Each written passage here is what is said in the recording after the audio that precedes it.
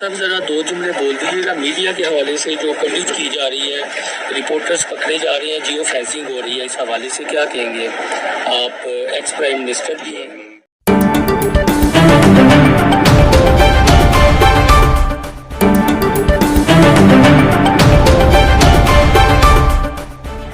آپ ex prime minister بھی ہیں۔ جنرل مشرف کے دور میں کبھی اس طرح کی سختی نہیں تھی۔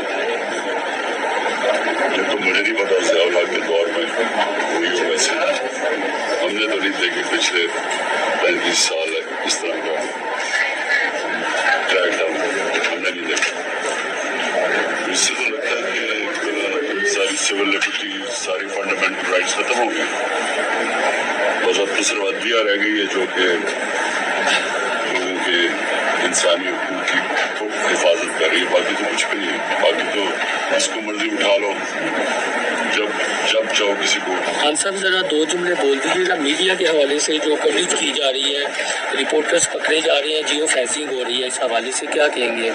آپ ایکس پرائم منسٹر بھی ہیں۔ جنرل مشرف کے دور میں کبھی اس طرح کی سختی نہیں تھی۔ یہ تو مجھے نہیں پتا ضیاء کے دور میں ہوئی ہو ویسے، ہم نے تو نہیں دیکھی پچھلے 35 سال اس طرح کا کریک ڈاؤن ہم نے نہیں دیکھا۔